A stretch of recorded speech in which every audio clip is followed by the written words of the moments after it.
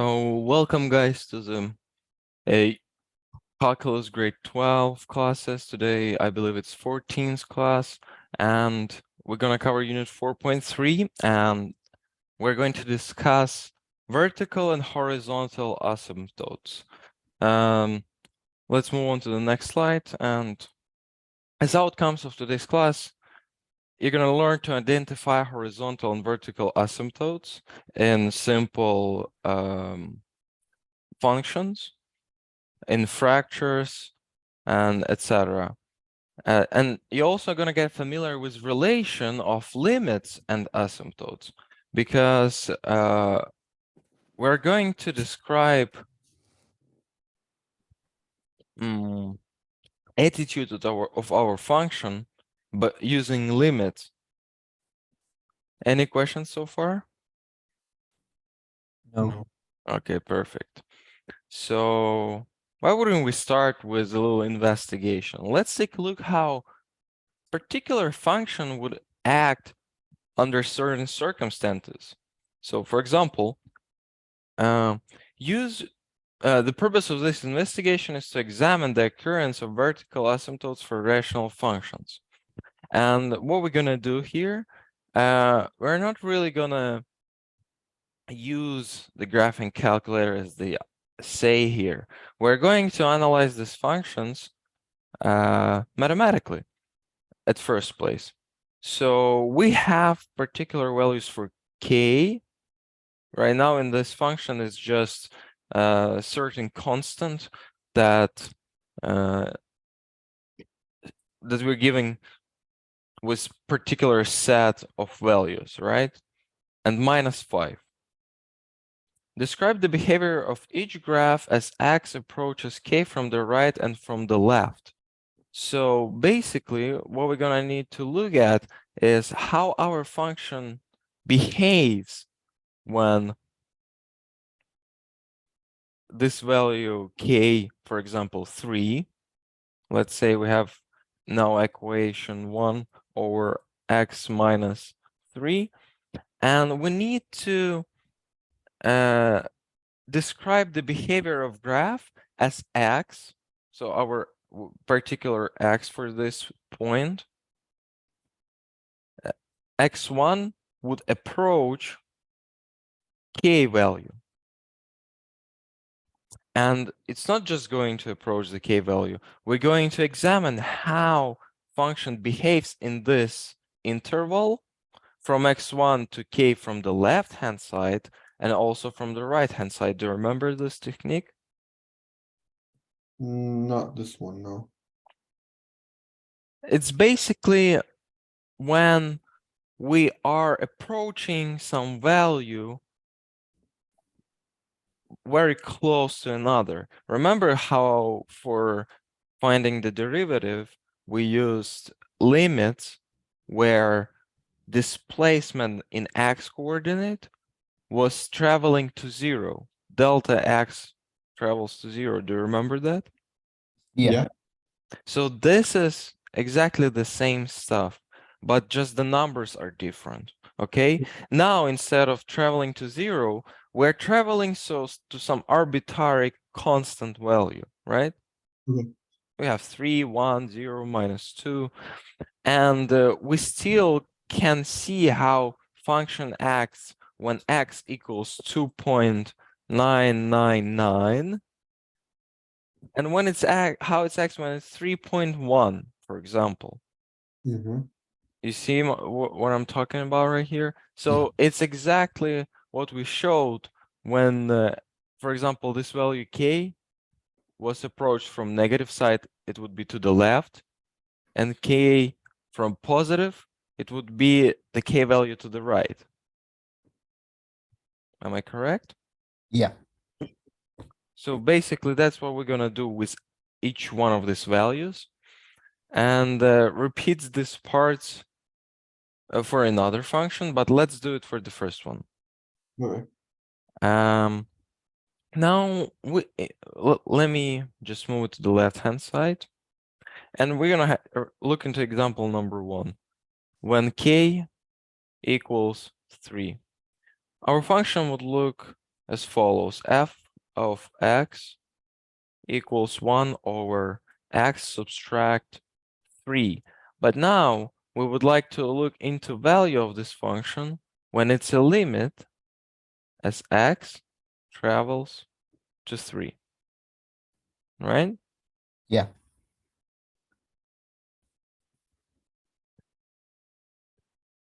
It's going to be limit as x travels to 3. So now we can break it into two pieces. To 3 from negative side, right? We need to investigate it from both sides. Limit of 1 over x subtract 3 from negative side and from positive side.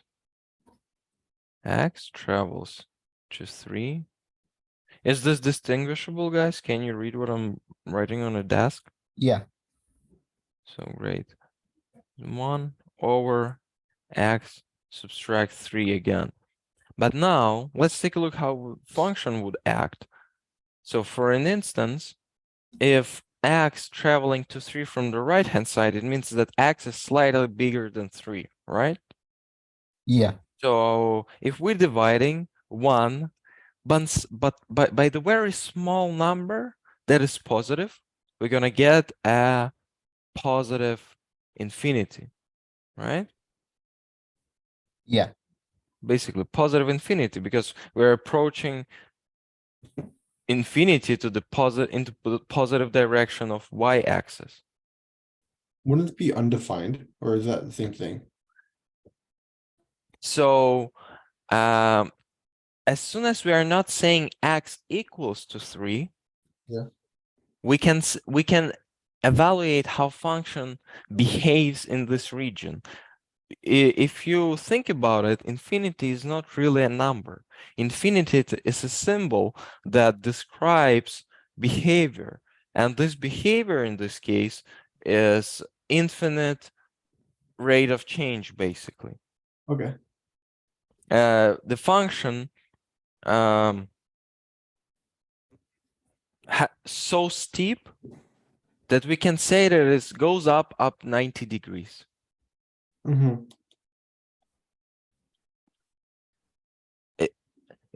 Because this represents the y value. And on the opposite side, when x is slightly less than 3, we're going to have 1 divided by negative small number. We're going to get negative infinity. So now we see that to the right-hand side from the point 3, our function would have positive. So it would go, let me think. If we plot this graph,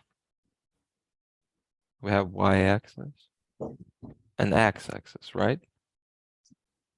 We know that from the left-hand side, from x equals 3, somewhere here, to the left-hand side,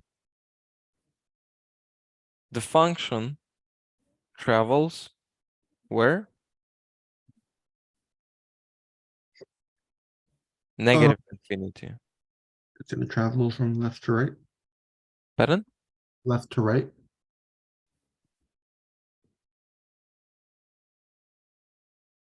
Yes, it's gonna travel from left to right, definitely. But as it approaches 3, here, it would go to infinite value of y. So, but negative 1. So we go down.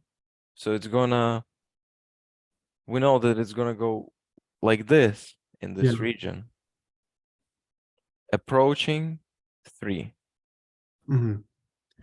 And from right-hand side, we know that it goes to the positive 1. So it's gonna be, what, remember, when we are approaching from the positive, it means we're approaching from right to left, right? So our direction would be like this. So you see? Why are you not going down to the 0? Pardon? Why are you not going down to the 0 at the bottom? it would go to 0 at certain point, but I don't know exactly where. So I'm just plotting information that I already have, right? So you can say, okay, if x would be 20 somewhere here, I would divide 1 by 17. It would be a really small number, right? But now you begin to plot it. But now we learn some advanced techniques of curve sketching. By using this, now you can know what shape or what behavior would your function have in this region, approaching 3. So we know that when it comes to 3, it just goes up like this. So this is our vertical asymptote, 3. Yep.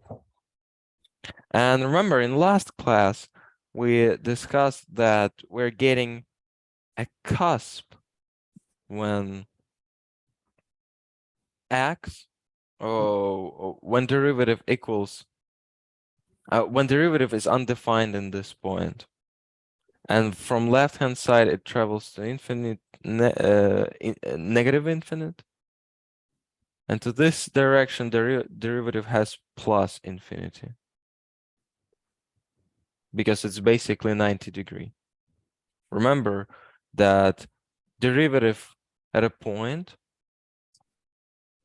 here, we cannot define it because here, basically, we have cusp. This is also what happened if, for example, this point equals 3, and you have a derivative that is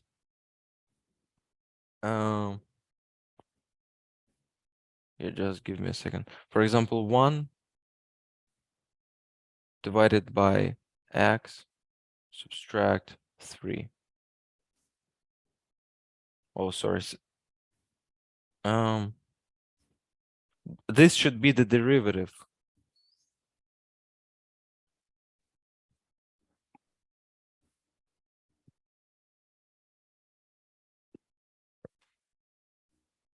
What should be the derivative? Sorry. Remember in the last class when we were investigating cusps and horizontal asymptotes when derivative equals 0 at certain points? Yeah. Do you recall something like that? Yeah. So this is exactly opposite. When derivative equals not 0 but infinity, remember if you divide something rather than 0 by 0, you're getting this, right? You're getting derivative cannot be defined at this point because you don't know what angle it exactly has in this point, but you can examine it to the left and right hand side as well. Do you see what I mean? This is another type of problems, I would call them so, in functions like vertical asymptotes, cusps, and they all have their properties. Is it clear? Yeah. So let's move on. And I would assure you that if we examine every other point, we would see exactly the same behavior for positive values. And we would like to be accurate with negative values because you gotta be sure. So now we checked how it works for positive numbers. Now let's move to point 1. So in point 1,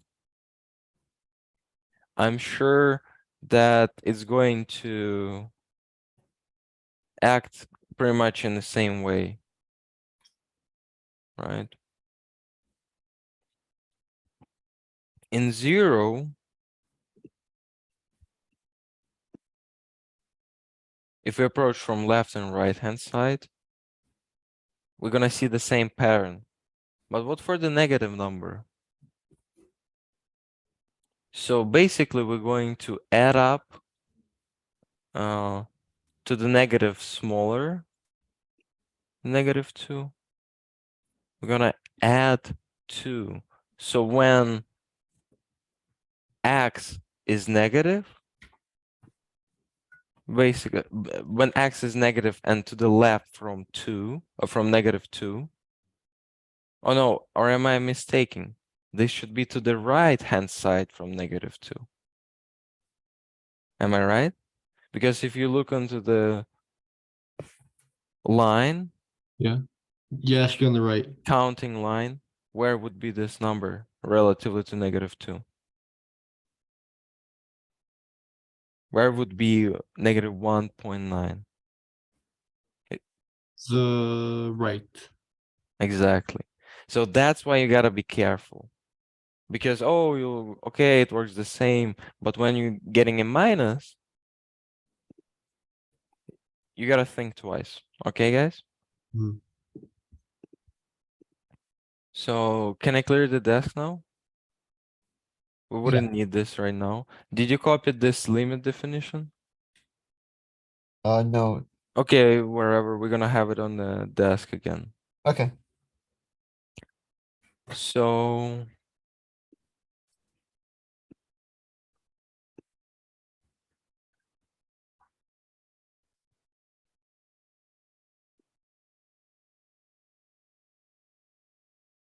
another funny thing, if we do the same stuff with this function, let's see how it would turn out for example, -4. No, let's do it for -5, okay? X plus 3, x subtract k, and we know that k equals -5. So we need to examine it in 2 points, from one from left and another one from the right. So x1, I would take -4.9, and x2, I would take -5.9. But if you would be, well, if you would like to be precise and read from left to right, this would be x1 and this would be x2, right? Mhm. In a sequence. So can you tell me what would be the value in this case?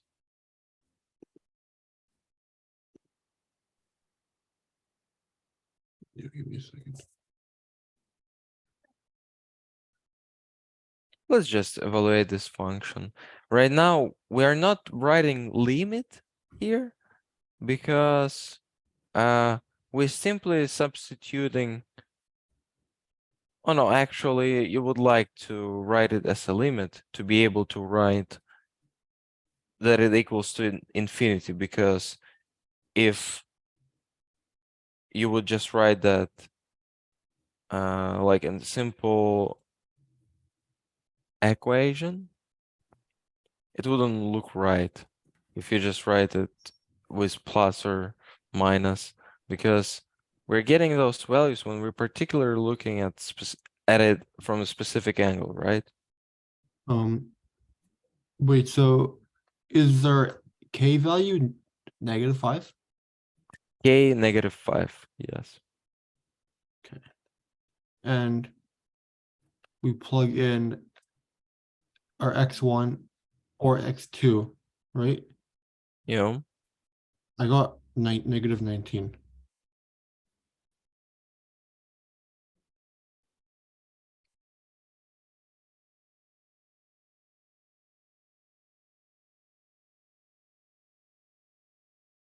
Why is it wait, -0.19.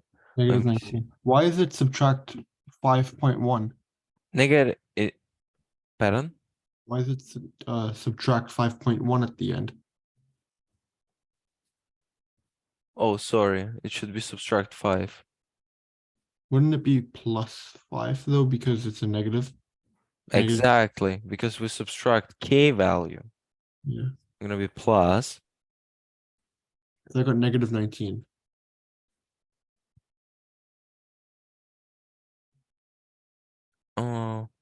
Actually, you know what I'm thinking now? That we shouldn't really take just 4.9, because the really closest point is going to be 9, 9, 9. You understand what I mean? And Yeah. then we're gonna have really small number. That's when it's working. I want you to understand this. So how many Basically, add? Two? pardon? How many nines should we add? Two? How many zeros in infinity? Infinity. Good answer, but we never know. Mm-hmm. So you just need to represent on the paper that you're approaching really closely. That's why you're writing limit as x approaches k from negative side. So you don't need to write 109. You understand what I mean? 4.9. Why would I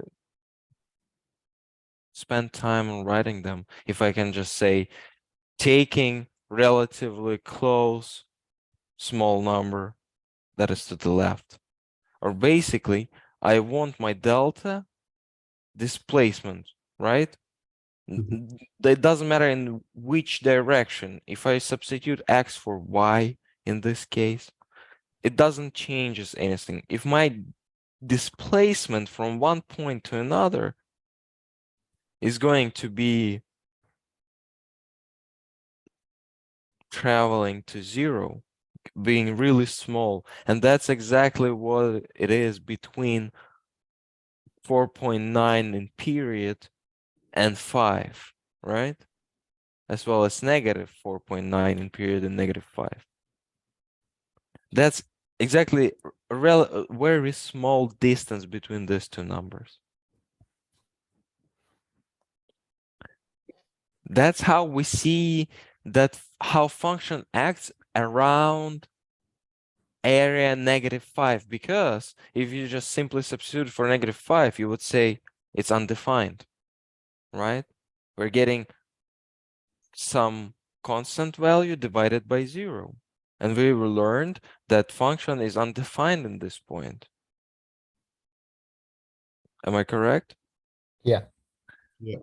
But nobody is forbidding you to examine the function around this point. Don't stick to it. Now we can describe more complicated functions even around these problematic regions. You see where I'm trying to lead you? Mm-hmm. Yeah. So if we do the same, so you understand that in point -5, we would have the asymptote, as I just showed in previous example. -5. From right-hand side, we can see that we're going to divide negative number by a relatively small positive number. So we're gonna have negative infinity from right-hand side. So we're going to go down, right? Mm-hmm. And from left-hand side, we're gonna have super small negative number divided by, oh, sorry, negative number divided by super small negative number. So it's gonna be positive, right? So it's gonna act something like, say this.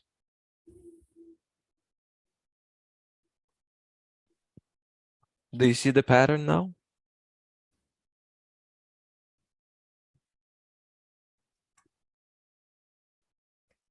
Yeah. I see it. Yeah. Around this point, our function Yeah. gaining, basically, what is this? Its rate of change, 90 degree. Yeah. Woo, falling down. But now we have direction. We can fall to the negative value, negative infinity here, and positive infinity here.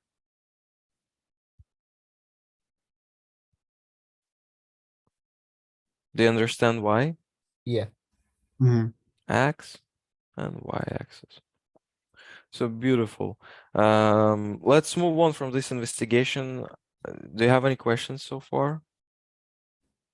No. Can I clear the desk? Yeah. So take a look at the last line. Now we can make a statement that their existence of a vertical asymptote for a rational function of the form function dependent on x over function dependent on x, p of x and q of x. This is exactly what we have here. This is p of x and this is q of x.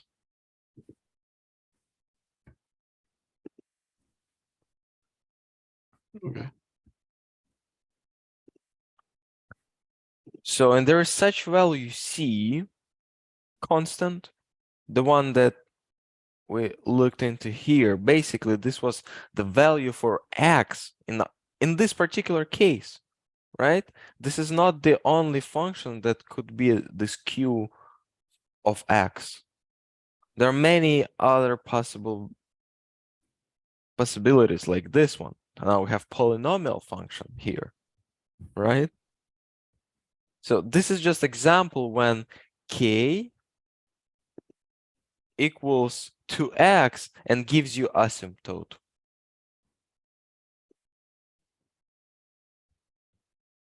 But how would you act if you were given with 1 over x subtract 0? You would say that at point x equals 0, my function is undefined, but it gives me thus it gives me vertical asymptote, and from left-hand side I'm approaching negative infinity, and from right-hand side I'm approaching positive infinity.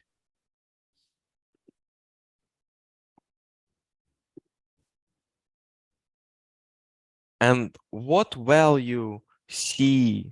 What c is basically equivalent to x, right? And what value of x in this point? What do you mean? For this particular example that we're describing. 1 over x subtract 0. What's the value of x? Yeah, what is the coordinate of x? 0. Pardon? 0? Exactly. So you have y and x-axis. Would you write it like that? Or would it just be x? Pardon? Why is it written like that? Wouldn't it normally just be x by itself? It could be x by itself, but I'm giving you example where k equals 0. We're looking into this example. So I took k equals 0 and show you that it works with any arbitrary number. Yeah. For this combination, but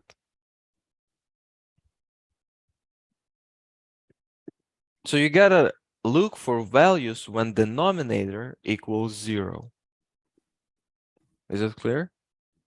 Yeah. Perfect. And nominator does not equal 0. And trust me, guys, if you have denominator equals 0, it means you're in the university.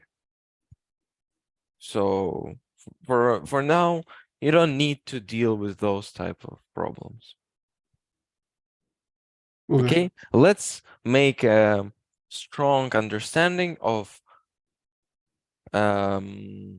attitude of function when we have particularly q of x equals 0 and p of x does not equal 0. In each one of these cases, we never discussed what will happen if nominator also equals 0, right? Yeah. And let's leave this Pandora chest unopened, okay? Let's move on. So vertical asymptotes. Now you can see what we investigated with you together in another form, this limit. I would like you to copy this to your notebooks. So Yusuf, can you read for me these two functions? What do you want us to copy in our notebook? Sorry. At the These two bottom. functions that particularly that first one travels to Okay. Okay. equals plus infinity, because remember plus infinity is the limit Mhm. Wait, of this function. so the plus infinity is the limit of the function? Yes, exactly. This is the limit of the function where we are approaching certain point. For this particular case, if we would have x subtract some constant, right? Yeah. If x approaches value of this constant from the right hand side, limit of this function, because we don't know value of the function at this point, we only limit know limit, what value it's limiting to, what value it's trying to approach. That's why it's called asymptote, something that you desire so much but you can never reach it. Oh, okay.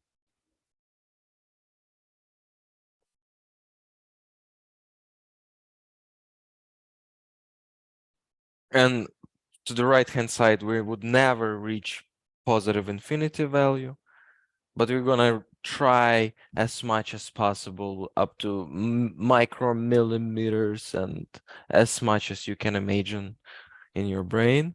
And from negative side, we would travel to negative infinity. Is it clear? Can we move on? Yeah.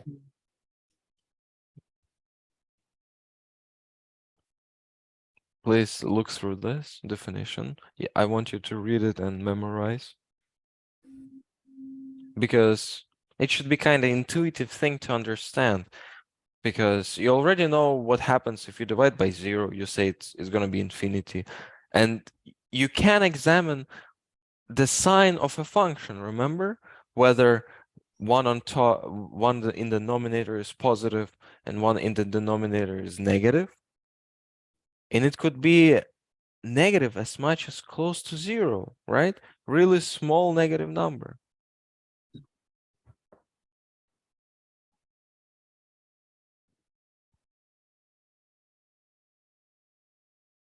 Here's a short definition. Write it down in your textbooks. Mhm.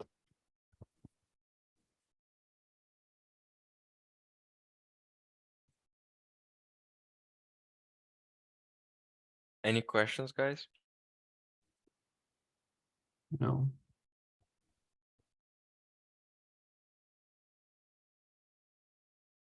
Let me know once you're done.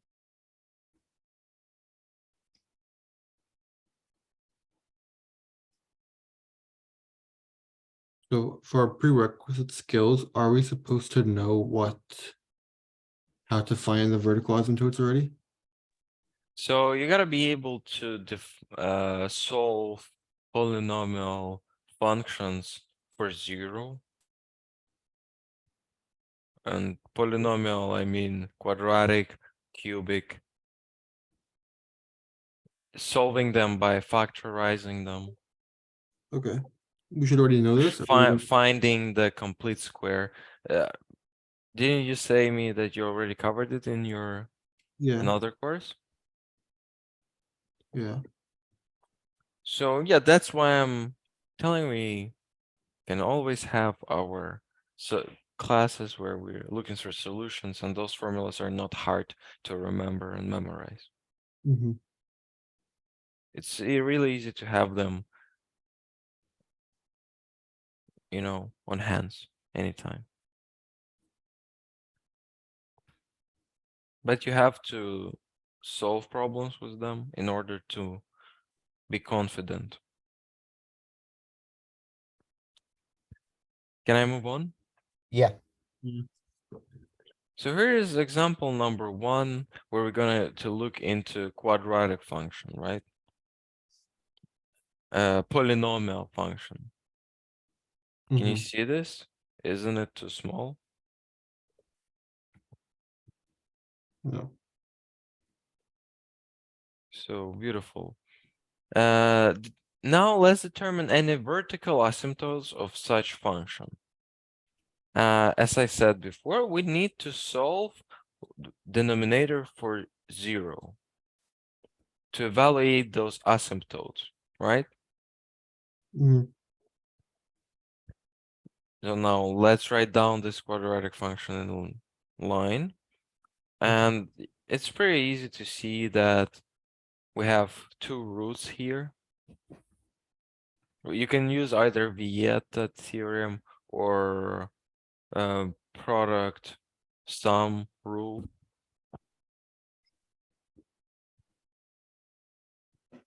Alan, would you like to remind us product sum rule? Yeah. So the sum rule is the derivative. Well, it's equals the derivative. No, sorry, sir. I'm asking about product sum rule to solve Oh. polynomial function for 0.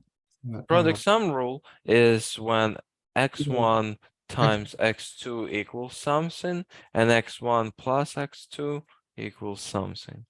Yeah. Here I believe it's gonna be negative c or negative b. Can you remind me?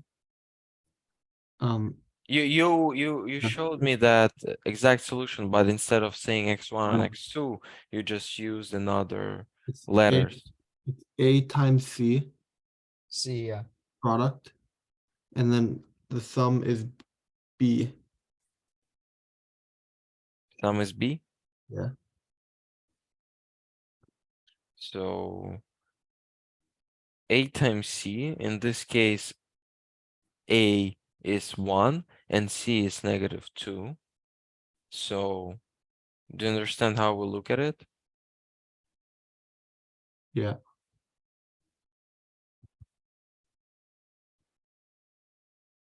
So we would have product equals to negative 2 and sum equals to 1. And what, sorry, it should be negative b. Travels to, or equals, sorry, I'm confusing it now. Equals 1. Sorry, negative 1. Yes, exactly. So now what combination can give us product negative 2 and sum negative 1? It's not negative 1. It's 1 and negative 2. No, I'm saying that sum of two solutions gives me minus b. In this case, b is equals to 1, right?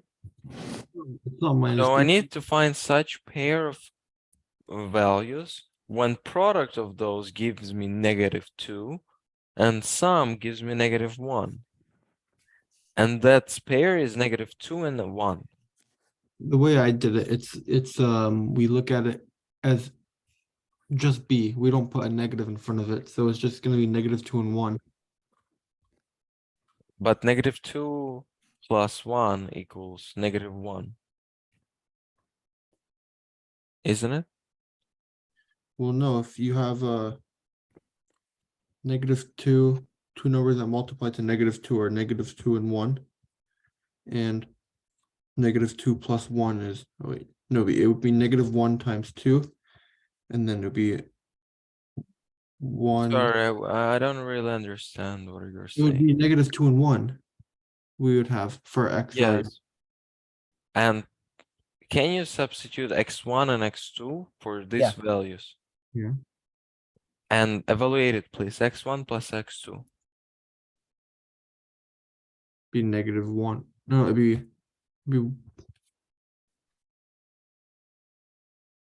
negative 1. Yeah. Yes. And product? Negative 2. Exactly. So now we know these two Yeah, but- values of x. But how would you know x equals 1? Sorry. Oh, Oh, I think I'm back one step. oh, sorry. No. Let me explain you how it works.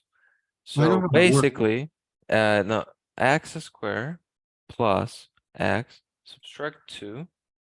If we would like to factorize it, basically, right?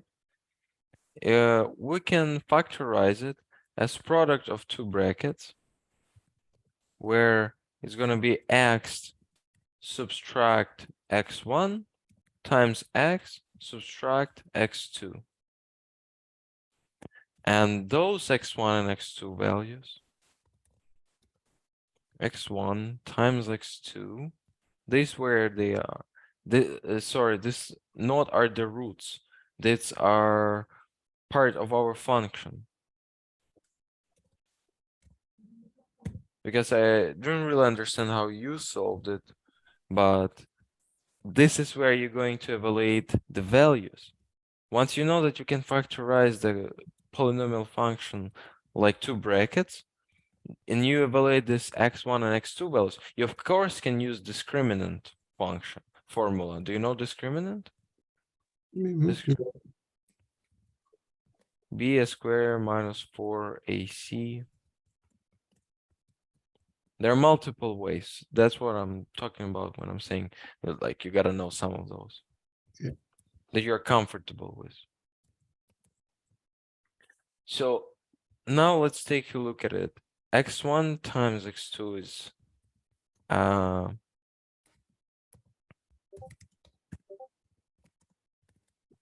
-2.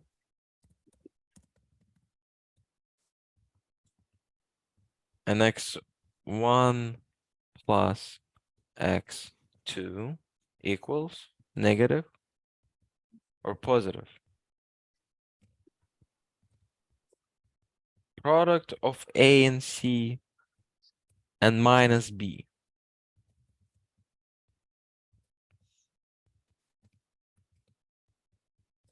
And such pair of numbers would be -2 and 1. And if you substitute them in this function, you're going to see that you have two brackets, x subtract plus 2, right? Times x subtract 1 equals 0. And to find those values of x, you just simply need these brackets to be equals to 0. So your x is 1 and your another x is -2.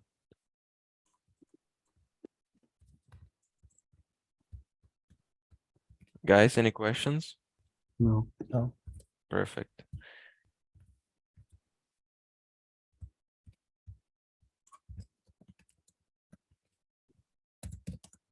So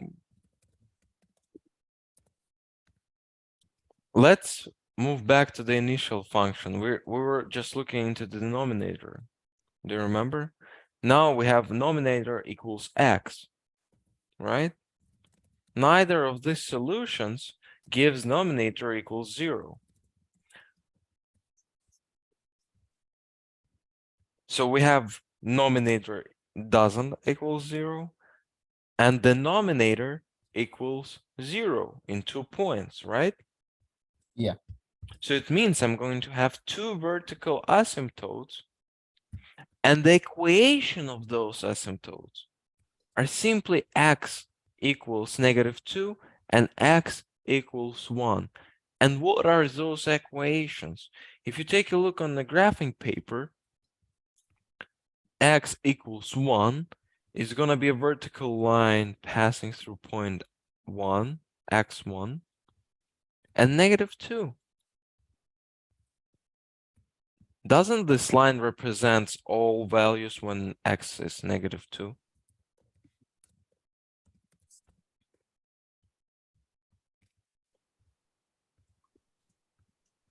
Guys? Yeah. Yeah. So now we have two vertical asymptotes in which are we going to study how our function acts to the left and right from this value. Can you please evaluate the sign of a function from two sides, from -2 and 1? Yusuf, Yeah. please tell me the sign of a function from left and right. from point -2.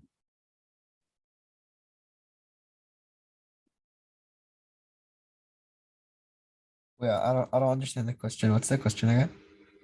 So what are the points where our denominator equals 0?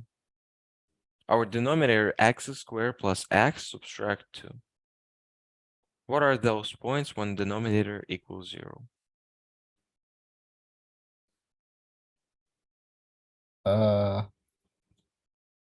We just solved. I don't understand the question either. What is the value of x at point when denominator, which is quadratic function, Yeah. equals 0? Okay. What is the value of x? we can find the value of x by We already did it. yeah. Yeah.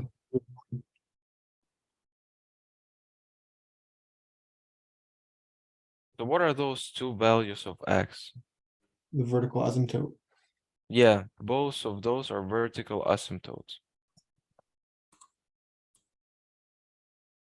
Because if we substitute those two values into our initial function, f of x, do you see this? If we substitute our values in this function, we're gonna have numerator not equals 0, and denominator equals 0. Am I right? Yeah. Yes. So when it's Please cooperate with me because how we can move on. We just need to evaluate where would function travel as we did before, remember? To the right hand side, I was approaching infinity to the yeah. positive direction. And what about this example? What would happen to the function if x is super close to the -2 to the left hand side? So it would be -2.001 or more zeros. I'm just saying my x traveling to -2 from negative side. And I'm writing my equation. It's gonna be, this is gonna be limit of x over x squared plus x subtract 2. Is it clear? Yeah. So far, yeah. So let me just clean up this a little bit.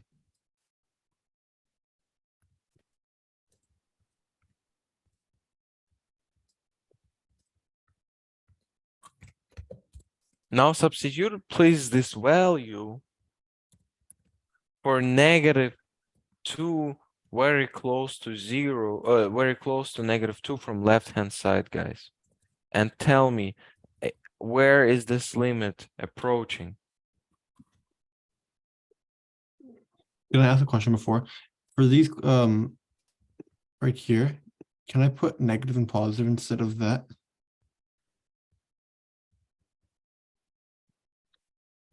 Of course. You can just say plus or minus. Mhm.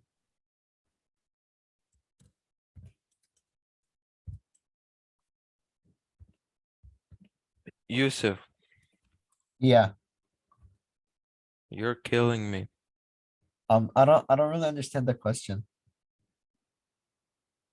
Like what's the Did you understand what vertical asymptotes are? yeah, the asymptote. Yeah, I understand what the You asymptote. understood what value of x gives us those word asymptotes? Not exactly, no. So what function are we discussing right here? X over polynomial function. Am I right? Yeah. What is in the denominator in this function? You gotta focus. What is the denominator of this function? Denominator, Denominator is above. it's the above one, yeah. So It's X. denominator, Sorry? what is the denominator? No, denominator is X squared plus X minus 2. And now we substitute x for what value if this is a limit function? We substitute the X with 0, right? No, you gotta look here. Limit x traveling to -2 Oh, with the negative. from negative direction, Yeah, right? And negative direction means from left side approaching this vertical asymptote. yeah, This is point -2. This is value -2 to the negative side, and this is -2 to the positive side. And I am saying this because I don't want to spend my life writing zeros and nines in an infinite amount of time. Is it clear? Do you see how -2 from positive direction related to -1.999? yeah, Great. You're halfway through. So what is the next step? We substitute for number that is close to -2 from left-hand side to this vertical asymptote. And you can simplify your task by looking in the same equation, but in terms of simplified version, right? yeah, Now you can examine these parties, this product term. And now you have x plus 2, which is here in your table. Now you have x minus 1, which is right next to it. And you evaluate sign of those when x is -2.1 or 2.00001. yeah, You got it? yeah, It's like you're just constructing a table. In the first line, you're taking x travels to -2 from negative side. You pick each one of the terms of the product terms in your equation, right? Because here you have x in the numerator, quadratic function in the denominator. It's basically you can represent it as product of some coefficients, right? yeah, You can factorize it. And if you're factorizing, it means you're multiplying or dividing.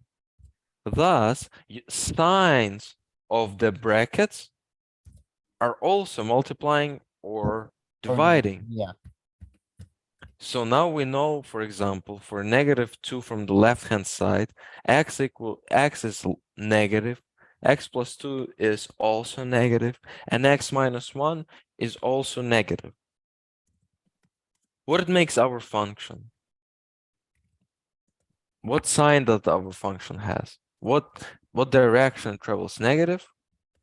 Into negative direction?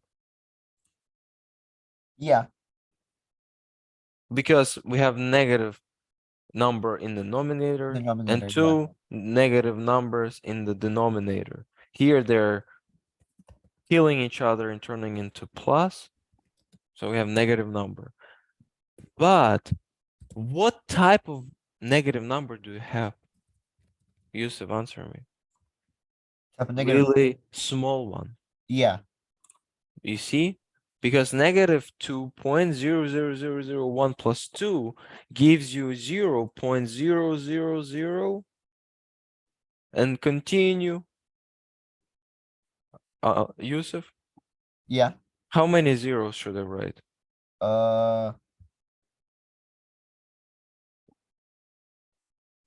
uh, 2 more. None. None. Exactly none. Is this number is positive? Tell me. No, well, it's 0, so we can't tell if it's positive or negative. It's just a 0. No, it's gonna be many zeros and one somewhere at the end of the row, but very Oh, far down the row. yeah, it's positive then. So we know that it's positive. Yeah, But why would I write all of those zeros if I can just say that basically a result of these brackets is going to be 0 from the positive side, basically. Positive Oh, okay, so I 0. simplify it, yeah. You have positive 0, and that's exactly what you're looking for, because basically you're going to divide numerator by the 0 at the end of the days, right? If Yeah. you're looking into close to the asymptote, it's going to be just the matter of the sign of the 0, whether it's positive or negative. And now tell me, what is the limit of the function from negative side, from -2? Oh, the limit is 0 to the positive side.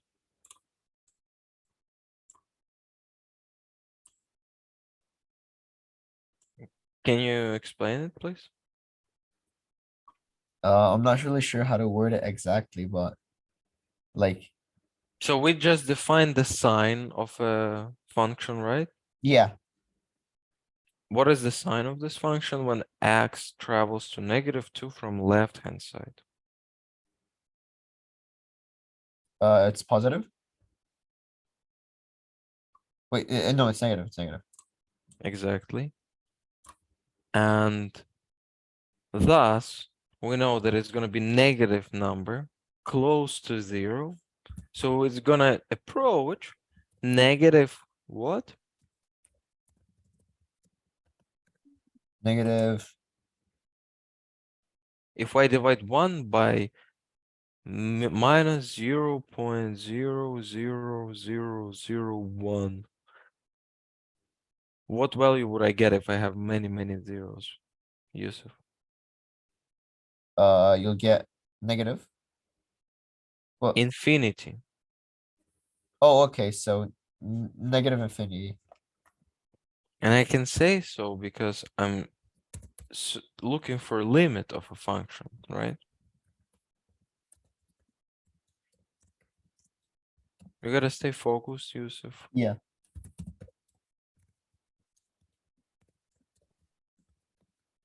Can you please turn off the mic because can hear knocking. Oh,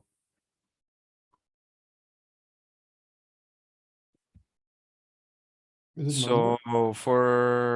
do I need to explain you other examples when we're approaching another value from negative or positive side, or is it clear by analogy as we just did?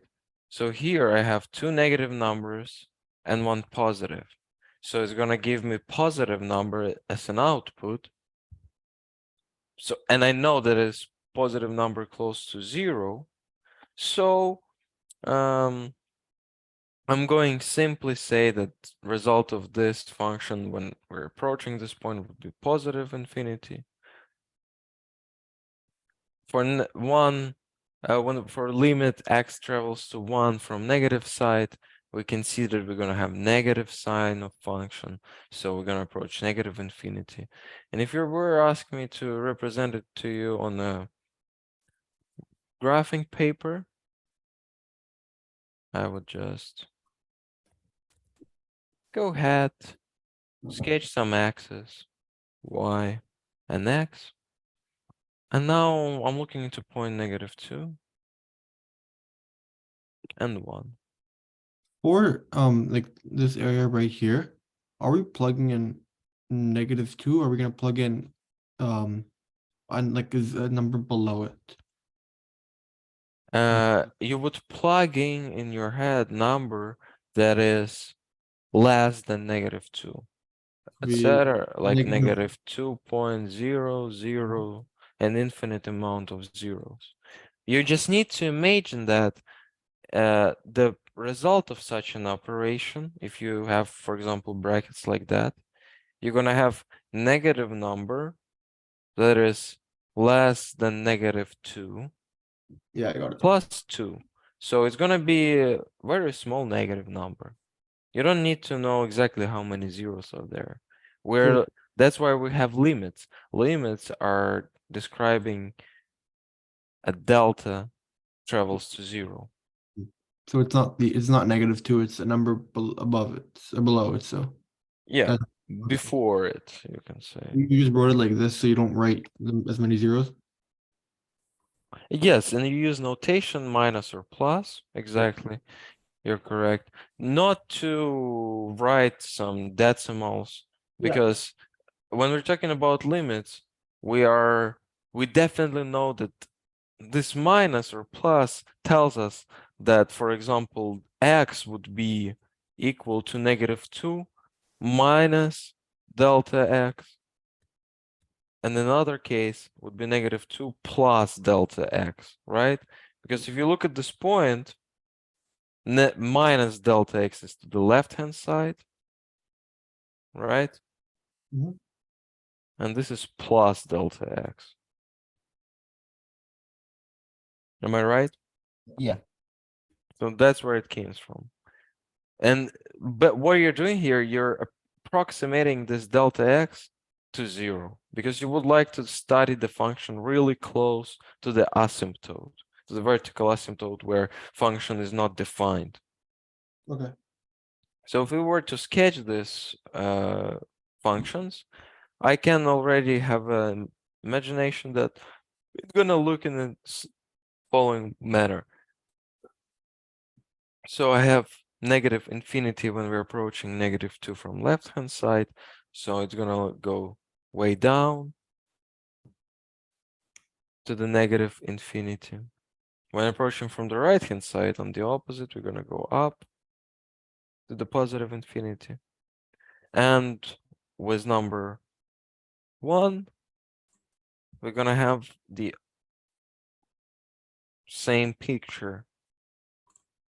We're gonna travel to 0, and we're gonna travel to positive infinity afterwards.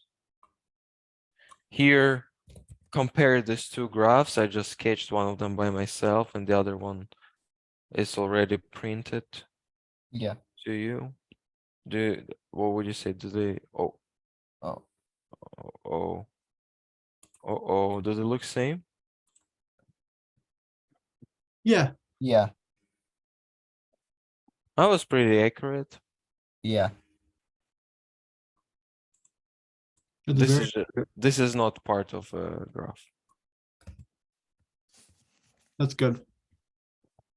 So you see my prediction about that, how function would look in this region. And by this region, I mean really close to this value from left and right. Because I didn't examine my function any further, but I already can make a prediction that this value of y to the right-hand side would be lower than the one before, right? And I know that somewhere close to the right-hand side from x equals 1, I was in my top value, like close to infinity. Mhm. But then I decrease. The same one for negative infinity. You're gonna see that you're going down drastically. You have unlimited, basically, drop. Imagine it like falling into endless speed. Any questions so far? Yeah.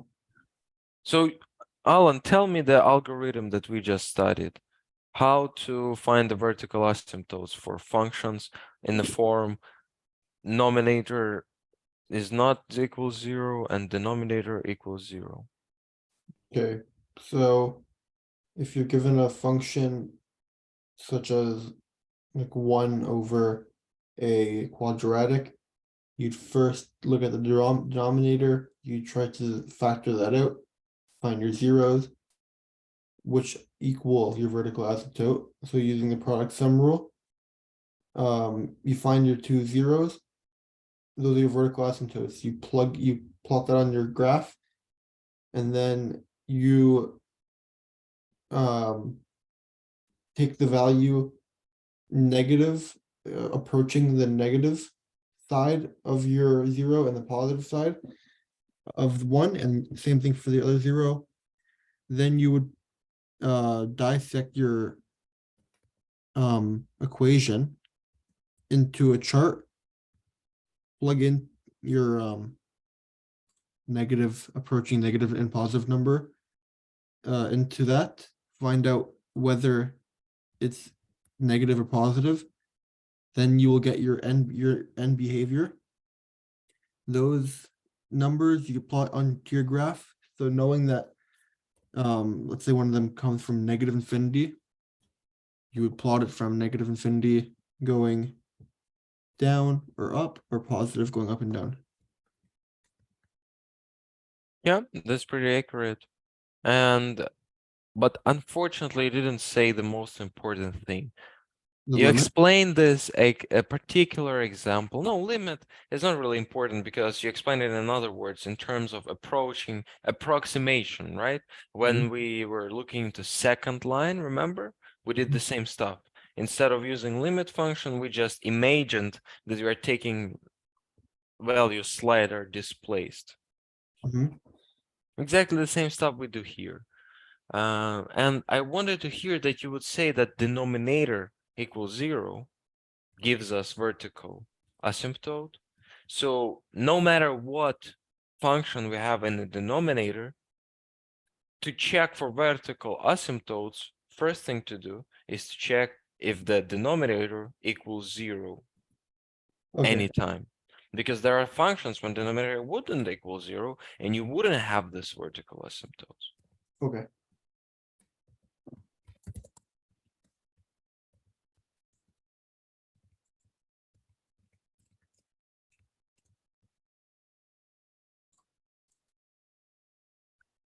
Can I clear the desk now? Yeah.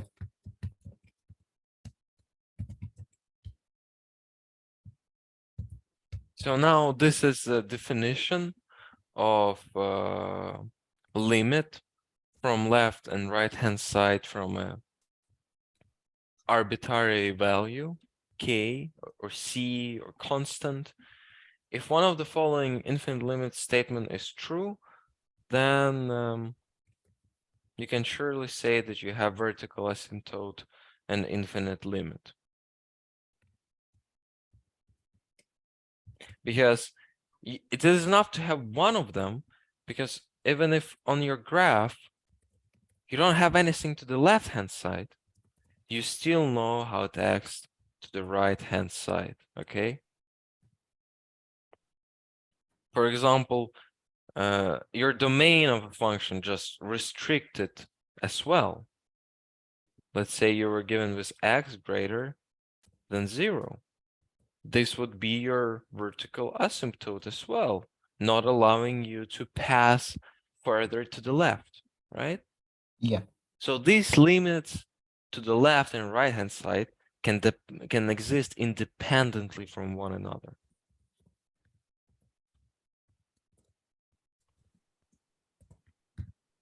Did you note this down? We are now.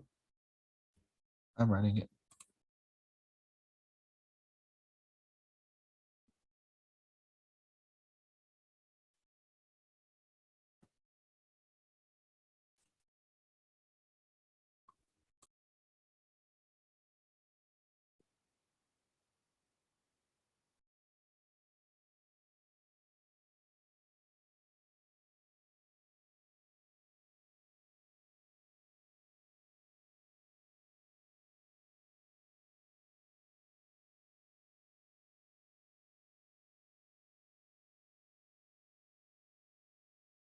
Can I move on? No. Yeah, Take you your can. time. I got it down.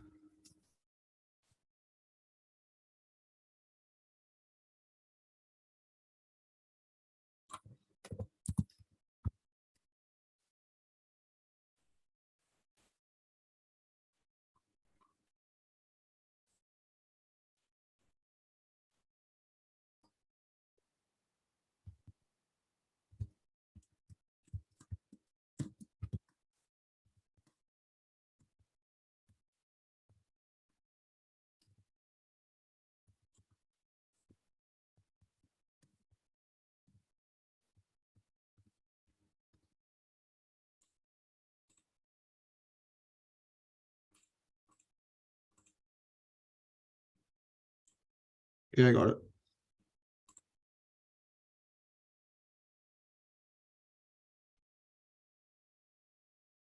That's beautiful. Let's move on. So here the following representation of each one of the examples when we're approaching from to positive infinity from negative side. You see, you look from left to right, and approaching negative infinity from left hand side, you're looking from the left to right, and on the other hand, from positive direction, looking from right to left. Please memorize it, okay? It's going to Okay. simplify your life. A second, I'm just gonna write it down. You would just plot the coordinate system and visualize it for yourself. It's always good to have a visual reference, like an anchor. It's gonna pop up in your memory. Give me a second.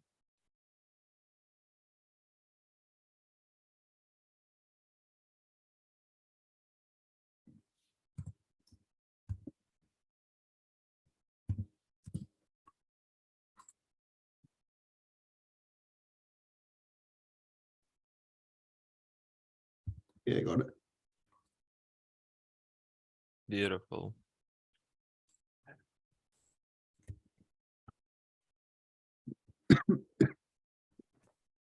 Yusuf, what about you? Oh, 1 second. Almost got it.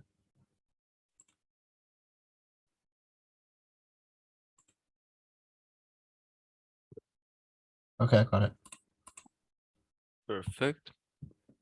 So now let's dedicate some time to horizontal asymptotes and rational functions.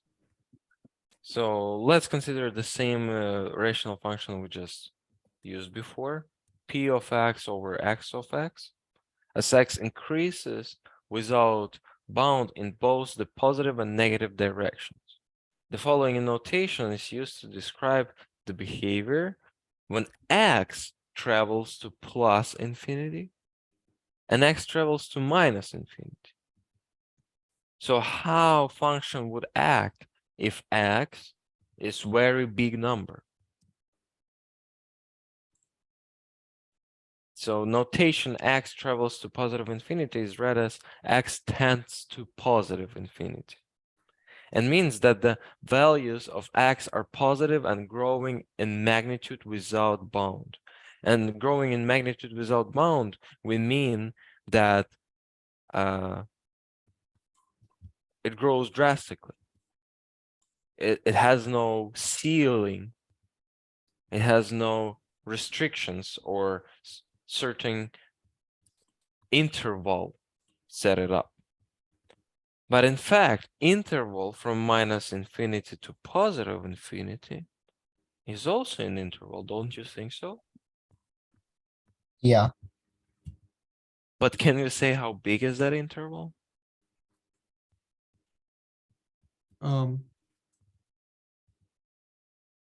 Which interval? From negative infinity to positive infinity. No, you can't say how big it is. Well, I can say how it acts. It acts as infinity, because infinities are all the same as well as all zeros. Infinity from negative, does the quantity from negative infinity to 0 not included, let's say?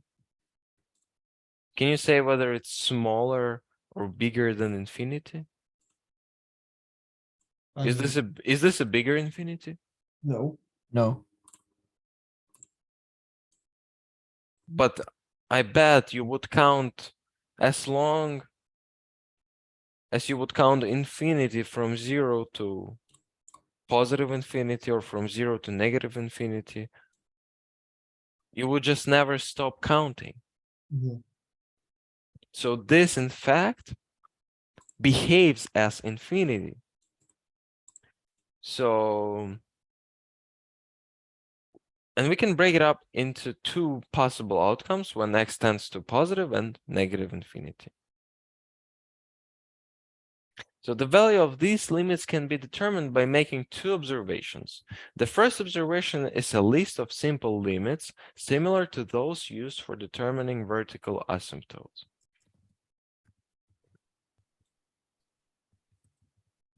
For example, like this.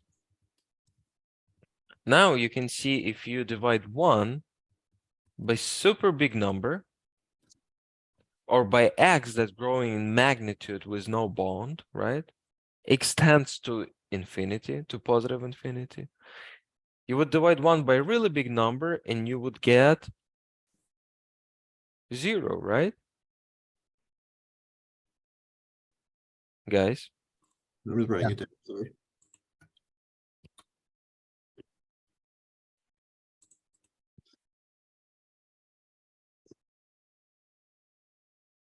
But what would happen if you divide from negative infinity? It's undefined. No, we're looking into limit when x travels to negative infinity. So when we're dealing with limits, we actually can say the limiting value, right? The value that we're trying to approach, we're never gonna reach that point. Mm-hmm. So in this case, a limit of 1 over x, that x travels to infinity, would be 0. And no matter what value, whether x tends to be positive or whether x tends to be negative infinity. Because in both cases, you're gonna get very small number. You're gonna limit to 0. So if you try to visualize it on a coordinate system, you're gonna see it as x goes farther away from beginning of the coordinate system, right? Yeah. As x goes farther away from coordinate system to the negative direction, y approaching 0. This is y equals 0. Am I right? Yeah. So it means as I'm going farther from beginning of the coordinate system, my function will go like this. Very close, but never actually touches or crosses this horizontal asymptote. And on numbers close to 0, I would have another asymptote, but now vertical, right? Yeah. Here it would travel to positive infinity, and on the opposite side, it would go to, it would approximate to 0, but from negative side of 0, if we go to, no, from positive, right? This is positive direction. If we approach from positive direction towards 0, then we would have positive infinity. Oh, so sorry. So here we have it downwards actually. Because if we're approaching from the left-hand side, it means we're dividing by negative number, right? Yeah. So negative infinity would give us 0, and negative side of 0 would give us negative infinity. So it would be in this quadrant, right? Yeah. And the other one, the other, I would call it branch of our function would be from the positive side of 0, and on positive, when x tends to be positive infinity. Okay, x tends to be positive infinity, again, would be horizontal asymptote travels to 0, but when x travels to 0 from positive side, we have positive infinity, so y would be in this quadrant. Am I right? Yeah. And just look at this. I already plotted you this function because I can it's not a problem for me to find another point, because for example, if I take x equals 1, this would be exactly this point. You see this? So the hardest part for me was to identify how generally this function looks like, because when you're looking into parabola, you know that it goes like this. And what is happening here? Oh, guys, I'm gonna blow your mind right now. It's basically your vertical asymptotes in parabola as well, because the farther you go away from beginning of the coordinate system, right, in the parabola, the greater x value you get, and parabola is x squared. And if x travels to positive infinity when x limit, yeah, for x squared, what value would I get? Uh, For x squared, Pardon? infinity? Yeah, Yeah, exactly. I'm gonna get infinity. And I'm gonna get infinity if x travels to negative infinity, because two negative numbers giving me plus. And that's why this type of parabola are looking upwards from left and right. And they have two vertical asymptotes, basically. yeah. yeah, Now, you see, before that, to construct the parabola, you had to find the vertex, find the maximum point, minimum point. But now you can combine your knowledges. You can find minimum or maximum of your parabola, for an instant, for example, right? yeah, And then you can find both of your vertical asymptotes, and you don't need anything else to plot the graph, right?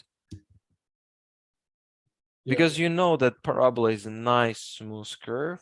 You're yeah, just gonna build these two vertical asymptotes. You know this minimum of parabola that looking upwards. This is what we covered in unit 4.2. Minimal local extrema. Do you remember that? yeah, Last class we discussed it. So, and we know that here we should have a smooth curve, 90 degree. Oh, so zero tangent line that passes at 0 degree, right? Go starting somewhere far, like far above the graph, going along the vertical asymptote. I'm trying to make a nice smooth curve here. And then the same stuff happening to the right hand side. And now parabola is ready.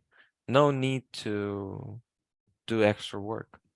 That's what curve sketching is about. Can I clear the desk? yeah, Did you note this down? Yeah. Yeah. Perfect. So this is exactly what we just plotted, isn't it? Yeah. So another observation we should make here is that polynomial can always be written so the term of highest degree is a factor.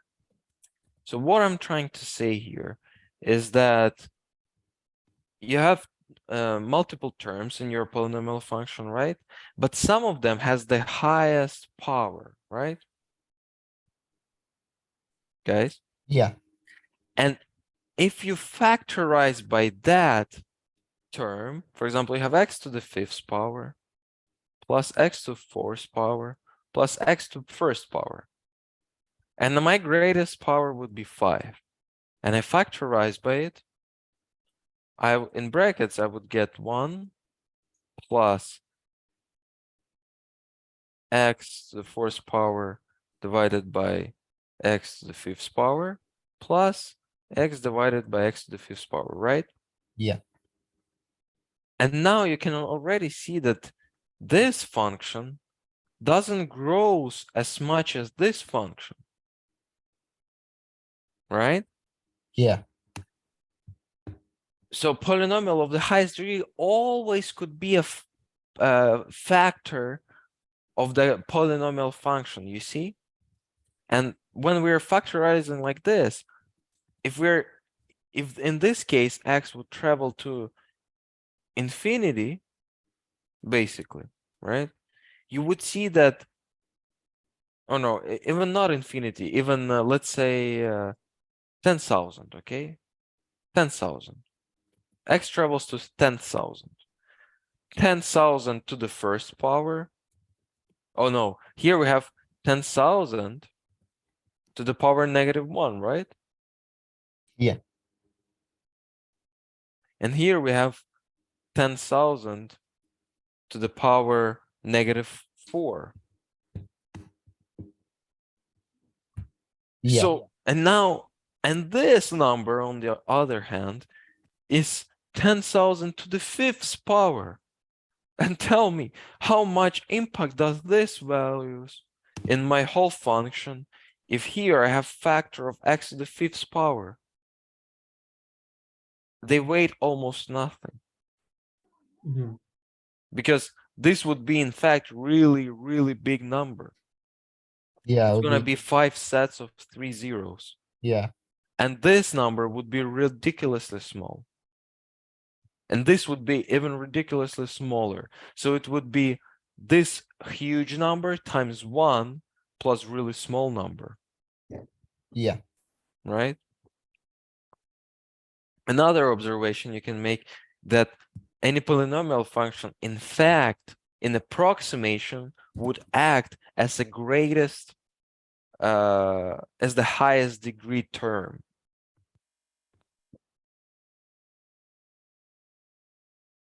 You can say that this whole function is equivalent to x to the fifth power when x is a big number or x travels to infinity. Yeah.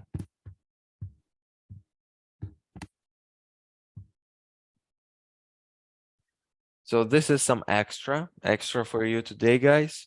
And I think it's enough for today. If you have any questions, please go ahead and ask me. How you feel? I think we have really decent tempo here. No, it was good. Did you memorize what we discussed today, guys? Well, I just have to Remember- go back and review it, but remember- Let's do it together. So quick review of what we learned today. First of all, we're gonna have, let's go in reverse, right? Last thing we saw that we can have a horizontal what Asymptote.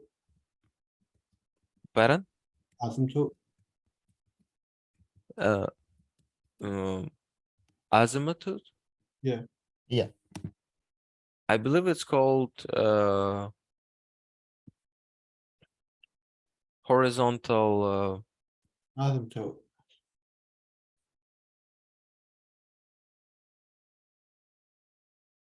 asymptote.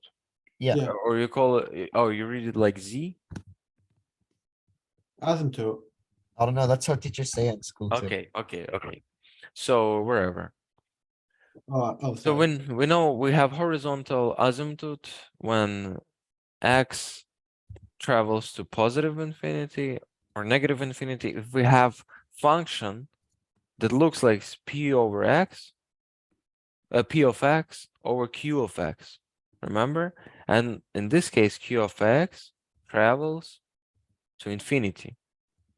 And p of x does not equals infinity. Or in fact, if it equals infinity, you would see that most of the cases you can factorize it and simplify it and get rid of that infinity. But that's another class. But now let's say that p of x that is on top is doesn't equals infinity. If it equals 0, what will we get? 0 divided by infinity. Zero divided by infinity. Yes. Wait a second. Zero divided by. I could save you time. Zero. And anything times 0 equals 0. Zero. You get zero. Exactly. That's a good thing to remember. So that's why we're not really interested when p of x equals 0, because it means function has no sense. Denominator equals 0. Why are we even doing this? it's the same stuff if you wrote the 0 in the denominator and then you go ahead and write crazy polynomial functions here, here and there. It would only have sense if this is somehow equals 0, then you would have 0 divided by 0. And this is a big problem. We wouldn't like to go through it in school. So there are much more for you to learn in limits even so far. Yeah. So now you horizontal asymptotes, any questions? No. Okay, the next, the one before that was vertical asymptotes, when as we approaching certain point or certain value of x, function tends to take value of positive infinity or negative infinity. This one I understand. This one is pretty intuitively understandable, right? Yeah. Here's the notation for that. Here's the table, how you can evaluate what sign would we have